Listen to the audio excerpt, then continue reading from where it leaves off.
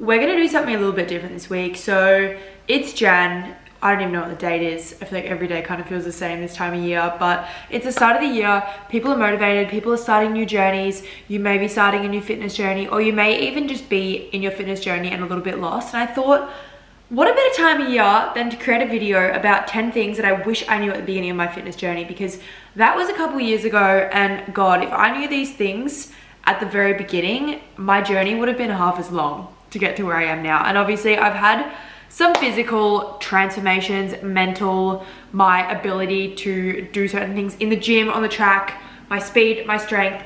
I've had a lot change over the past few years, so I thought I would share with you guys all my secrets. Okay, the first tip that I wish I knew at the beginning of my fitness journey is that you need to make sleep a priority. I would say this is like more important than even like having a consistent training schedule or eating really good food. Like, your sleep literally controls everything. It controls your progress, your energy, your appetite. Like, even there are studies as well that show that if you have like only 6 hours of sleep a night compared to just say like 7 or 8, your likelihood of obtaining an injury is like so much higher. Like, sleep is so important for obviously your whole body, but if you're wanting to make fitness gains and grow muscle, that's when it happens. It's when you are asleep.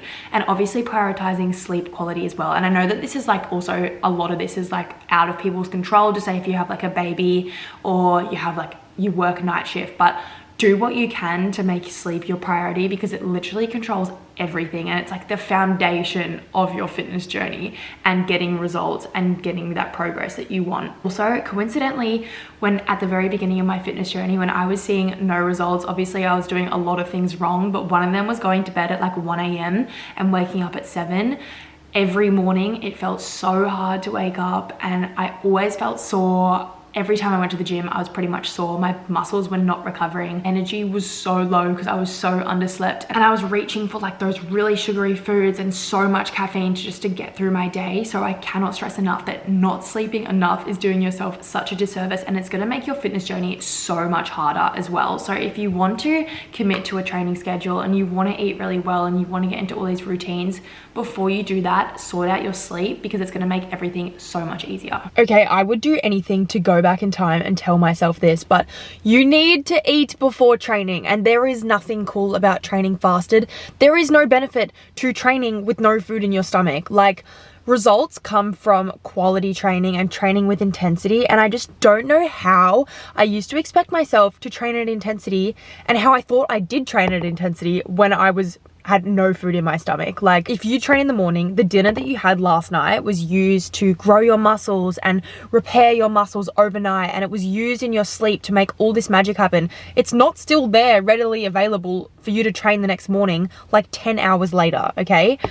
It is so important to fuel your training, and I wish I knew this, because since doing this, I have been able to train so much harder. Results have come so much easier, and it's also so much more motivating, like training with energy, getting the results you want in the gym, hitting PBs, making you want to come back for more the next session. Like, it just helps in so many ways. General rule of thumb for pre-training nutrition is 0.5 grams to 1 gram per kilo of body weight. So just say you weigh 80 kilos, you want to have between 40 and 80 grams of carbs before you train. You want to also have like fast absorbing carbs, so not like just say like a bowl of oats or a bowl of rice. That could be like a few hours before, but before you train you want to have like quick easy carbs. So think like bananas, dates, honey on rice cakes, like jam on crumpets, pikelets. Like, you can even have like an LCM bar or like breakfast cereal, like something that's going to get into your muscles nice and fast. And I know that a lot of people train like first thing in the morning, and I personally don't have an appetite first thing in the morning.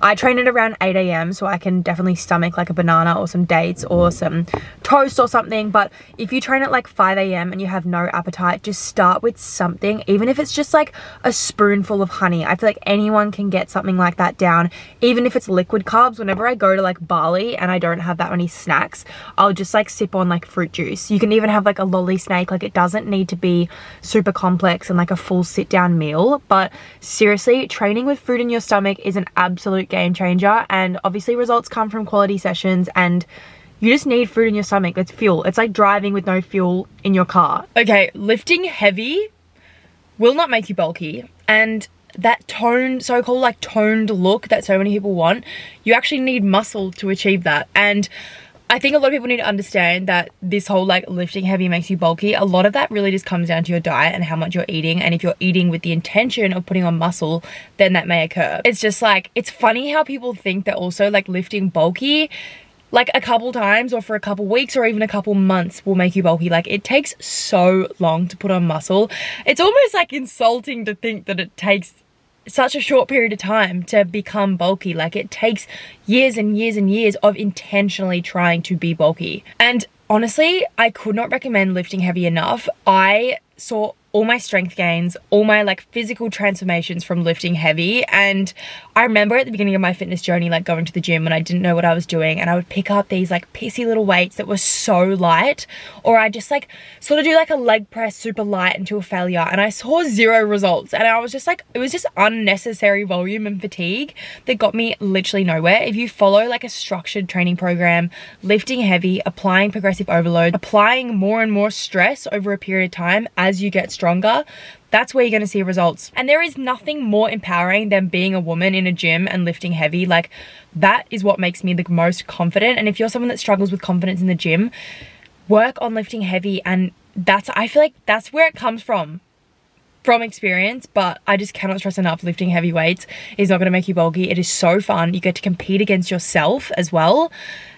And it's going to keep you coming back for more. At the end of the day, a successful training journey and fitness journey comes down to consistency and a sustainable journey. And coming off the back of lifting makes you bulky, creatine also will not make you bloated, make you gain weight. I could not recommend enough. And this is one thing that I wish I started taking from the very beginning. A lot of people think that as soon as you start taking creatine, like obviously it can create water retention, you're super bloated, you gain heaps of weight. However, that idea comes from the loading phase that some people do, where you take like 20 grams for a week and you pretty much saturate your muscles in creatine. I personally didn't do a loading phase. I went straight to maintenance, like 3 to 5 grams every single day. Didn't notice any changes in weight. Not that that's something that I really pay attention to, but I didn't notice any bloating or any water retention or anything dramatic. The only thing that I did notice is that coincidentally, the week that I started taking creatine, the following week, I PB'd in like all my compound lifts. And I feel like the main thing that I've noticed since taking creatine is those reps where you're like borderline failing and you're really having to push through, like just say a squat. Since taking creatine, I feel like I'm able to overcome that really, really hard, high intensity push in those lifts when I used to drop and have to fail. So I feel like I'm able to push harder in the gym. Obviously, creatine also has so many benefits for your mind, your memory, your mood, especially as a woman. And creatine is like the most researched supplement there is ever, and it's literally like a free legal performance enhancer. So basically, not taking creatine is a very crazy thing to do, and I could not recommend enough. It's like a little bit of help. It's one of those 1%ers. It's obviously not gonna transform you in a day, but if you take your training seriously, if you want to be the strongest version of yourself, you want to be powerful, fast, get on creatine, girl. A successful journey is a sustainable one. And whenever I'm in a position to take up like new habits or start a new routine or a new like training routine or adding something into my week, something that I've always asked myself is, can I see myself doing this for the rest of my life? So for example,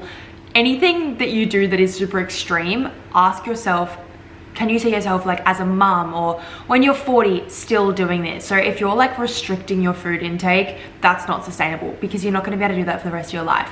If you're training like 4 times a day, not sustainable. You're not going to do it forever. So create your routines around whether or not you're able to sustain that for years and years and years, because that's how you're going to achieve your fitness goals, is by consistently sticking at it and making it enjoyable. So what I'm kind of trying to say is anything extreme and super restrictive is just super unrealistic. Something that really kind of threw a bit of a curveball in my own fitness journey, which I feel like is completely sort of out of my control in a way, because with like For You pages and Explore pages, there's not really much you can do here, but I was really sucked into super restrictive and harmful what I eat in a day content all over TikTok when it first came out, like early on. And obviously that was out of my control, but not seeing like healthy influencers and healthy role models made me think that that was the only way to look a certain way. And it kind of messed up my mindset around food, which is so annoying. So I highly recommend, if you can, you really need to be like quite onto this, but if you're noticing that you're following people that have really restrictive ways, or that are making you feel bad about yourself, or making you feel like you have to do extreme things in your fitness journey, unfollow them, get rid of them. Make sure you're surrounding yourself, not only your like in real life circle of people, but the people that you see online. Make sure you're following people with healthy habits that are going to inspire you to do the same thing. Like, for example, in my journey, I was following these girls with these super restrictive what I eat in a days, but I was an athlete and obviously had super high energy demands, and eating like that would not be suited to me. Another thing as well, on the same topic of surrounding yourself with positive people, is also don't get sucked into the trends online. Don't get sucked into the quick fixes that you see, that this thing worked for someone, so this is going to work for me, or this person ate this and now she looks like this, or everyone's doing hybrid training so I have to do that. Like, everyone has super different DNA, and what works for me 99% of the time probably won't work for you. We all have our own genetics, and some people are born looking the way they are and some people are born looking the way they are. Don't neglect all the small things, because they add up over time. And I'm all for flexibility, obviously.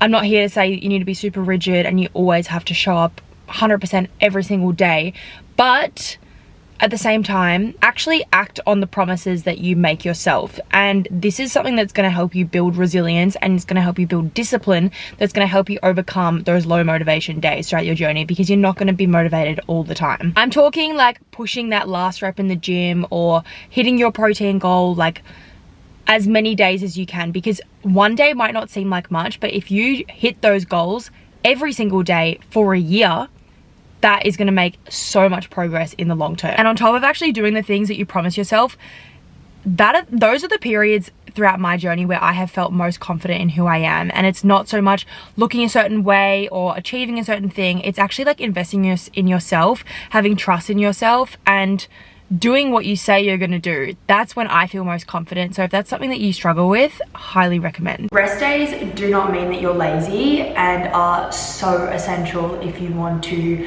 create progress, get stronger, literally make any adaptation to your body.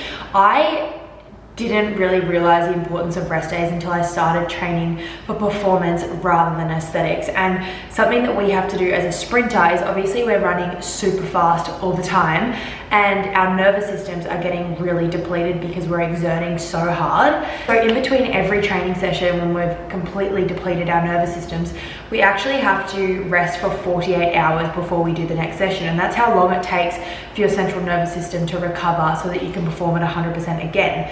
And it wasn't until I started training like this, and training seriously and training with intention, that I realized how important resting is, and that if I were to skip rest days, I would never be able to actually perform at 100%, because I'm not giving my body the opportunity to do so. Another thing as well that we do is, leading up to a major race, so like nationals or worlds, we'll do a 10-day taper. So we pull back our training massively, and we rest for 2 days, train 1, rest 2 days, train 1, leading up to the biggest race of our whole year. And that just goes to show how important rest is, because when we're leading up to this huge event that we've trained the whole year for, we're resting more than ever. And rather than training more leading up to these important races, we're actually training less and resting more. So this is something that I feel like you'll learn over time as you mature in your journey, but sometimes it even takes like forced rest to realize how important it is. And your body also can be so inflamed if you're constantly going 100%. So just be kind to yourself, let yourself rest. The body's natural state is actually at rest as well.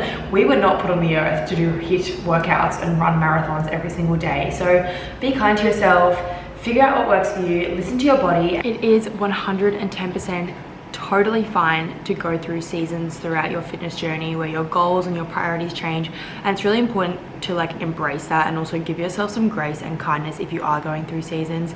Not only the seasons of the year, obviously your priorities are going to change. It is harder to train in winter, we all know that, and be kind to yourself during those periods. You might go through seasons where you're doing really hard, intense HIIT running, and then you go through seasons where you're like in your soft girl era and you're doing Pilates and you want to do walks, and that is so fine. You need to find something that is sustainable and enjoyable for you. You may also go through like for example, the festive period, you have so many social occasions. You might not be so dialed in with your nutrition, but you want to prioritize socializing, which is also so important in a fitness journey, to do all the things. Embracing the season that you're in. It's always going to change. You don't need to be like everybody else. And just remember that fitness is supposed to complement your life, not be your whole entire life. So embrace the season that you're in. Embrace like the flow of your fitness journey. It's not always going to be the same, especially as you grow and you evolve and you learn more and your life changes. Obviously life is going to happen in your fitness journey, and you can't expect to be so rigid and do things perfect all the time. And finally, you do not need to track your food or your macros to achieve your health and fitness goals. I have personally gone through seasons of tracking and not tracking, and I don't think that I achieved more or less doing either. When I have tracked, my approach has always been using tracking as like a tool and as education to ensure that I'm eating enough, especially as an athlete. I think when you have a super busy life, you're training a lot, and obviously your energy demands are super high, it can be quite easy to underfuel. So I always tracked in a way that it was like to ensure I was eating enough rather than as like a restrictive tool to like lose weight. It was always for performance, and I really liked it. I feel like I always had like a healthy relationship with tracking, but I know that some people don't, and some people would view it as something unhealthy and it wouldn't work for them, and that is completely fine. You do not have to do that to achieve your goals. And for me, I thought it was super helpful because I had zero education around food, and it really taught me so much. So I think it can be a really positive thing, even if it's as simple as just like tracking your protein to make sure you're eating enough. For me, it was like tracking my carbs to make sure I was having enough carbs throughout the day to train well.